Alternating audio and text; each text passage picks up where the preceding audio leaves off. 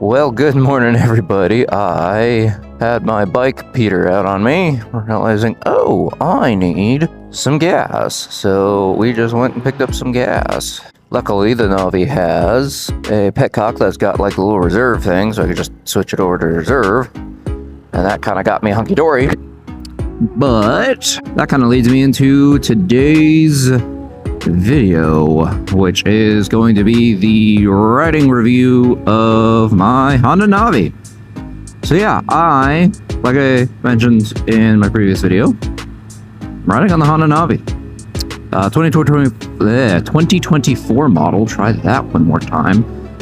And I absolutely love this bike. I love this bike. This has been just a fantastic little bike to scoot around town, and that's kind of what we're going to be doing today, is riding up and down some places. I think that this is a fantastic beginner bike. I'm going to kind of go through a couple of different things about the bike here, but for the most part, I am trying to, or I'm going to do kind of like my nice initial impressions sort of a thing on the Navi, because my impressions are pretty good, pretty good.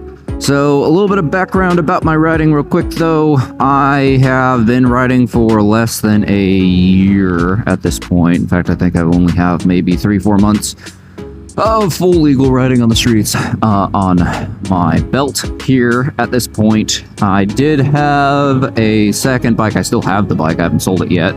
Just got to re-put back together.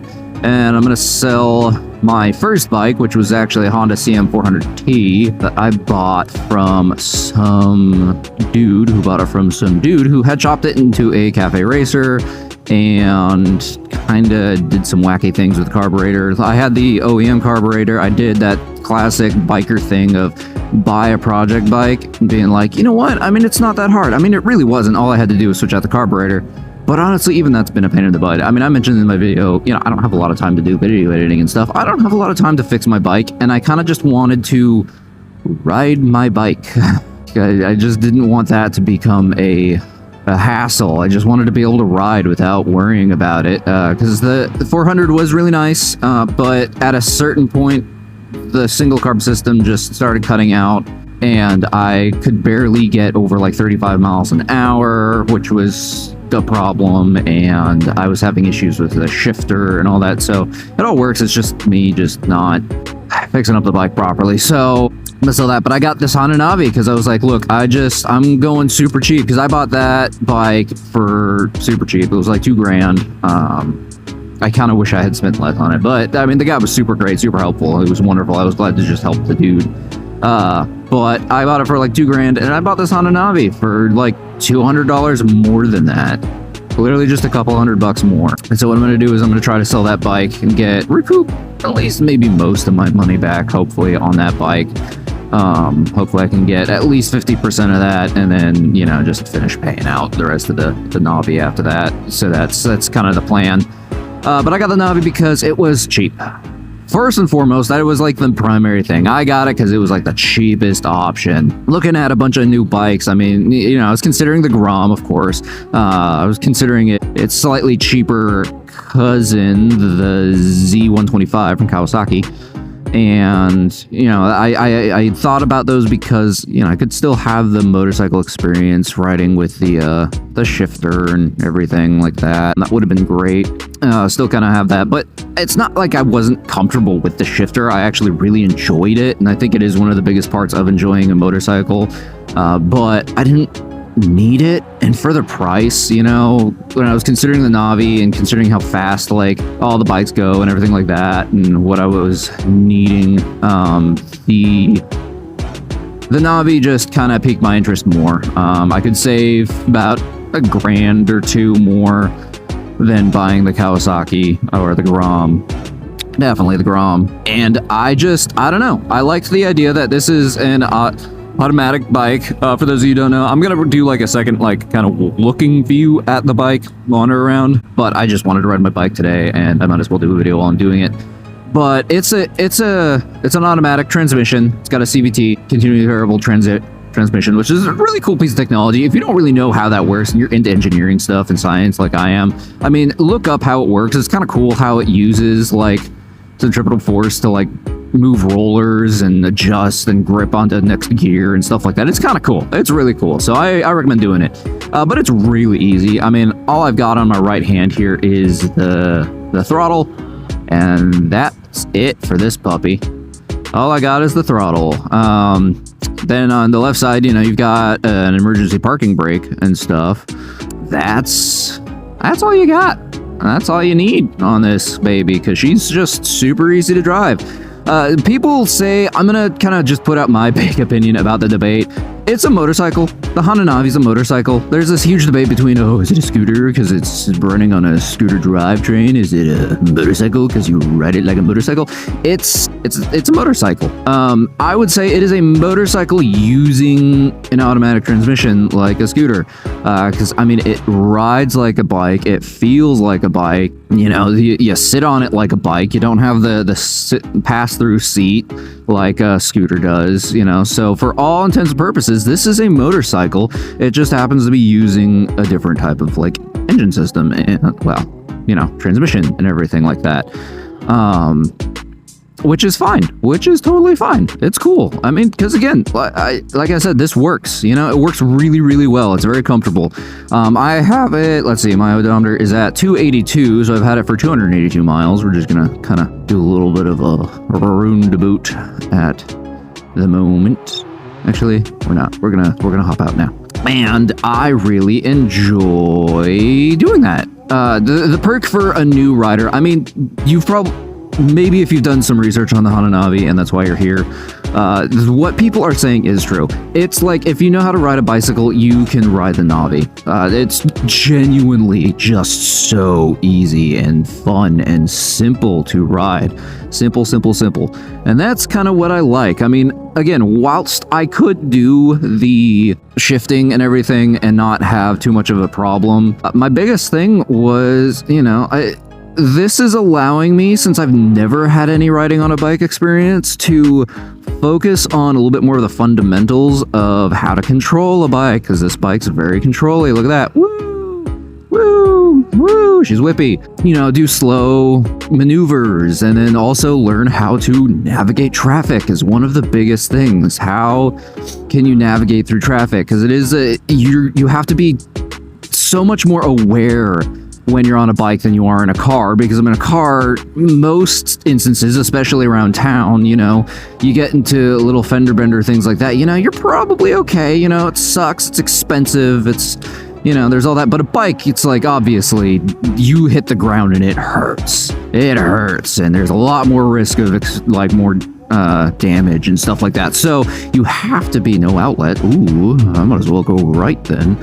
So you have to be a lot more aware of what you're doing on a bike and moving through traffic. And obviously the controls are a little bit different. You know, you got buttons on the side for turning your turn signals on and off and stuff like that, like what I'm doing and everything like that. So and then you've got two brakes, you know, your handbrake and your brake on your right side with your foot. So, you know, controlling the front and back brake. So there are fundamentals that you know, need to work on when you're first riding, and especially if you're not a very experienced rider and somebody who's a little more nervous riding a bike, then the Navi is definitely a way to start. Are you going to ride on highways? That's another big, like, thing on the Navi. No, you're not. You know why? Because you don't need to.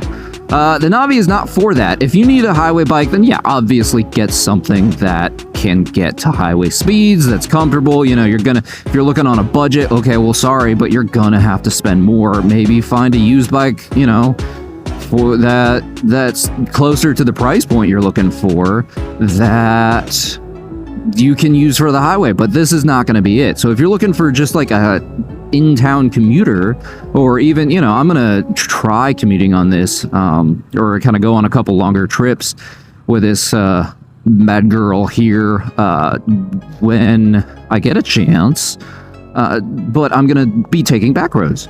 You know, there's a lot of back roads in Tennessee here, so there's plenty of opportunity for me to just scuttle around on it. But that's what the bike's for. You know, at present, my top speed has been 55 miles an hour, and that is absolutely going downhill, a pretty steep downhill with some backwind, and me tucking everything in. 55 miles an hour. I will say I'm about 185, 190 at the moment. In weight, I don't weigh myself often, but I'm 5'7", and I've noticed that sure, in extreme moments, I might get like a mile per hour difference if I'm really tucked up or not, but for the most part, you know, save your back. You don't need to tuck. It's fine. You're not going to get a significant amount of speed off of the Navi for it. Pretty much everything is stock right now. The only thing that isn't is the grips on the bike, which I'll go over on my second video on the Navi. And I'm having a great experience. You know, her performance is really good. I mean, from takeoff, I don't mind. You know, I see people doing a bunch of stuff to the bikes to get, you know, milliseconds off of their takeoff, but you know, there was a car right next to me. You know, I got a higher get up and go. I got in front of the car. He's probably going to pass me in a couple seconds here, but that's fine. You know, again, this is not a speed bike. If you're looking for a speed bike, she ain't it, but that's okay because she's not supposed to be. So at 55, my average speed is usually around 45. And again, one of the things that a lot of people talk about that is absolutely true is you're going to just ride around this thing fully pinned 90% of the time. I mean, this is 45 mile an hour road, and I am fully pinned, and I'm going 45 miles an hour. I'll sometimes, you know, depending on wind, like I'm actually feeling a bit of wind against me. But if it's with me, yeah, I'm just going over 45. I'll get up to like 50. So there are chances that you can speed on some of these smaller roads, but it's not going to be significant. Most of the time, there's not a cop, and you know, it's great. This is a keep you out of trouble kind of bike. With the stock exhaust on it, she's so quiet and inconspicuous as well. That's another thing I absolutely love about this bike. I do think at some point down the road, I might switch out to like one of the slip-on exhausts when I kind of do more research and figure out kind of what I want to do. I do have some cheap ones that I've seen people use and recommend on Amazon, but really that's just for sound. I mean, that's just to change up the look. I do think the giant exhaust on this bike is a little goofy looking, but that's okay, because again, that's what she's here for. She's super quiet, really inconspicuous. I mean, honestly, I have no issue rolling right up to the front of a Walmart, parking my bike kind of around the bike area, like the bicycle area, and, you know, leaving her and not worrying about people coming up and being like, no, put your motorcycle here. You know, because it's like, okay, cool, but she doesn't look like a motorcycle. I don't know what you're talking about. But she's quiet, you know, and whilst some might say that's a problem, you know, because the louder pipes save lives sort of debate. Sure. I mean, I can kind of see it. You know, I'm kind of in the middle of that road when it comes to that debate, especially being a newer rider. I don't have a lot of anecdotal evidence to go off of, but sure. But she's quiet, so you kind of have to pay a little more attention. I will say I've definitely like spooked people riding up on them, you know, not on purpose and not like in any real way, but you know, I'll notice when I roll up and then people look over and they're like, oh, there's a bike there. It's like, yeah, hi, well, I'm Aiden. I just rolled up on you because on my tiny little spooky little Navi. So that's definitely something you'll notice on this bike. But as far as handleability too, I mean, it's definitely a really light bike. I feel like I didn't super realize it until I, you know, worked on my CM400 again a little bit the other day. Moving it around, it's such a heavy bike compared to this. I mean, I don't know the exact weight metrics or anything, and I don't really want to do that type of stuff. There's reviews that do that. Chase on Two Wheels does a good one, you know, a bunch of other stuff. So find the specs elsewhere, but she's light. I think she's sub 300 pounds when wet. So she's a really light bike to move around, and that's really nice for a beginner rider too, because you're not feeling like you're riding like a, you know, 4,000 pound liter Harley bagger thing or something, and you're just so uncomfortable and worried and don't know if you're gonna have control and stuff like that. So it's pretty, it's pretty nice having that, but it also means she's super whippy. Like, she can go, I'm gonna race you. I'm gonna race you. No, I'm not gonna race you. I can't race you. I'm almost at full speed, baby. But that, what was I talking about? I've lost my train of thought, YouTube. Oh no. Oh, yep, see? And then, of course, the Charger wins. Yeah. Oh, cam girl. Oh! Nah, I got a wife. I can't follow that cam girl. Come on, man. Really lost my train of thought. Oh my lord. Handleability. She's whippy, she's light, it's great. She definitely, I've heard some people make comments in the past of like, oh well, you know, does the Navi kind of, you know, wobble a bunch when you go to higher speeds? Is that, you know, when you're hitting that 55, is it unstable because of like the wheel diameter or whatever? I don't fully understand the science that's supposed to be behind that question, but I'll just say from my experience, I've hit 50, you know, on the bike very comfortably, and I haven't really noticed any wobble or anything like that. You know, I can even kind of wiggle myself back and forth. I'm almost going 50 now. All right, I am real sorry about that rough edit that just happened there. I was talking and had to cut you off because I'm still working on getting a better mount for my phone, for my camera. That's what I'm using, and I kind of have to not have it latched as hard as it could be. And I just hit one of those bumps talking about the maneuverability and non-wobble, and my phone almost went flying. So we're going to calm it down a little on the road while I'm doing this video. Got a little too hooligan-y for her, apparently. But yeah, I'm still working on that video setup and everything, so we're going to take it a little bit easier on the bike here. But anywho's I don't notice wobble.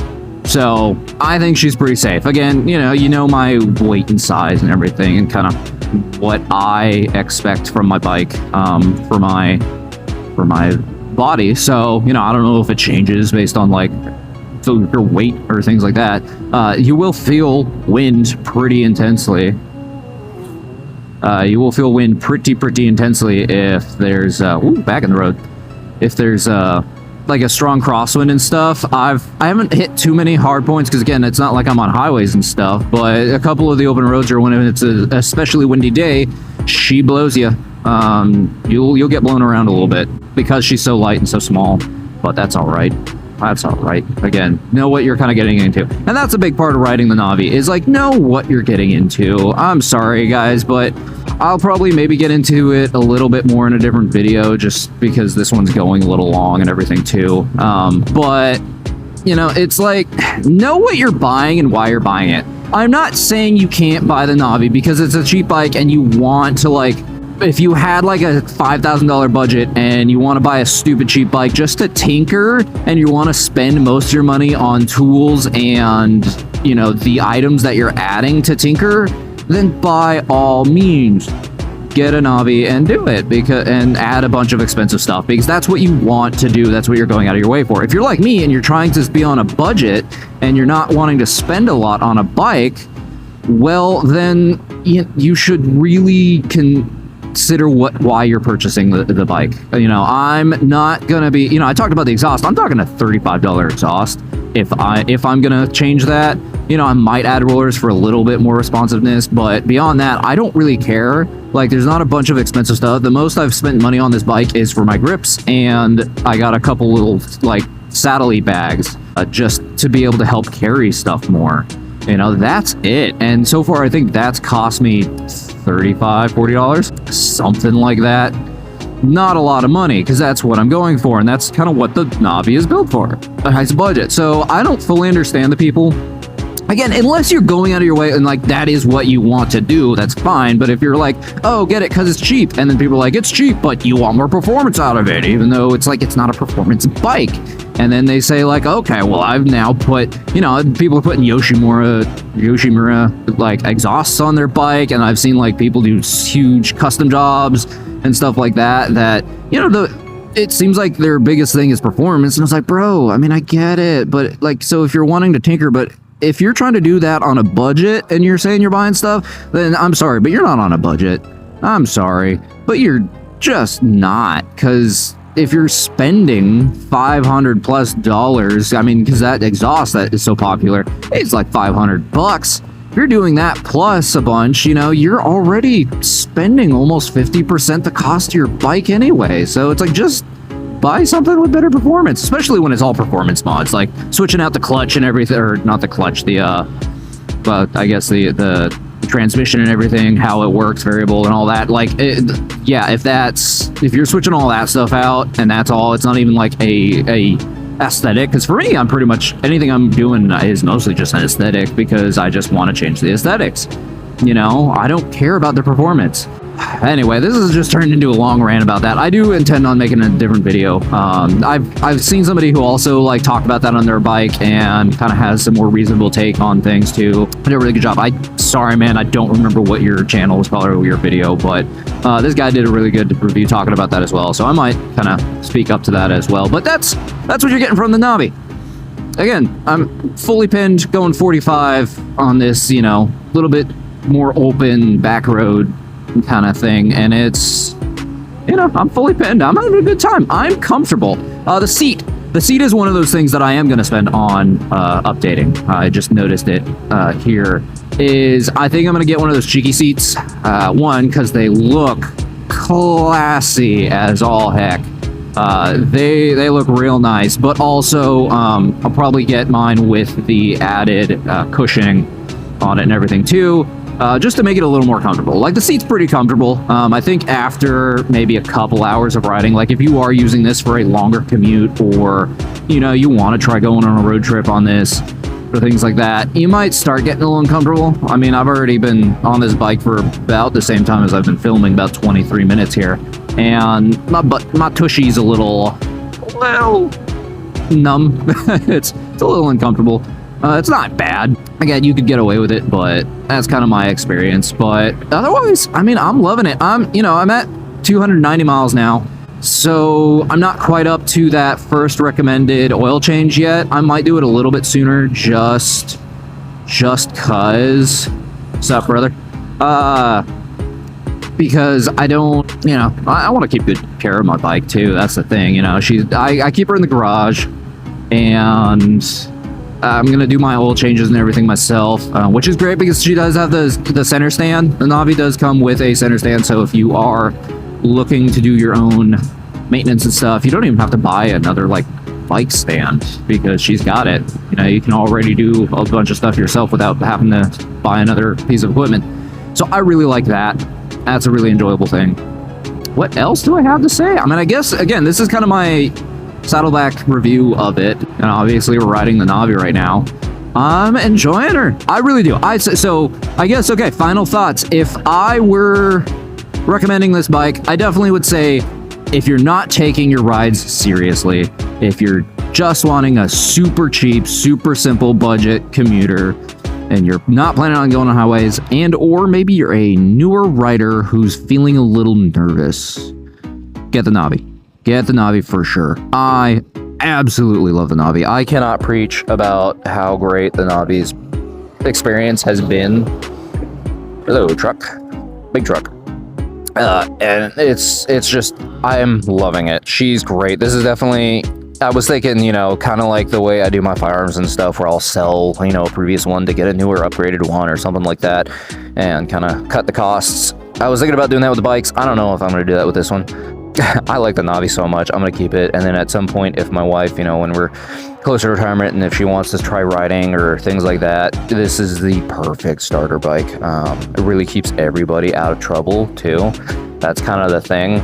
It's such a, you know, if you've got like a teenager who's wanting to take an MFS class and, you know, start riding and stuff, but you're really wanting to be a lot safer and, you know, make sure that they're not getting something overpowered. I mean, this is perfect. Absolutely perfect. If you're on college campus and you're kind of wanting just something to get you from classes and different buildings, this is perfect. It's a great bike. I love the Navi, guys. So I hope this was kind of helpful getting a little more, you know, hands-on with the Navi review. Again, I'm going to come with a, you know, in-garage kind of overview review of the Navi at some point, especially with what my plans are for her and all of that. Because again, I don't have a lot because I'm not planning on spending a ton of money on changes, just aesthetic things and stuff like that. You know, go over the grips. The ODI van grips, by the way, are really comfortable and really nice on this bike so far. Anyway, now I'm just continuing the video, but I'll come to that, so be on the lookout for that. I hope you guys enjoy this video as well. I'll be hopefully coming out with more stuff as I go. This has been pretty fun. I've kind of worked out a lot of the kinks of editing and doing these videos, so I think that's going to make this process a lot easier and maybe get more videos out time to time than I honestly expected. So I hope you guys enjoy them, and I have a lot to talk about, so we're looking forward to that. I hope you guys have a wonderful rest of your day. My morning is just beginning, and I will see you guys in the next one.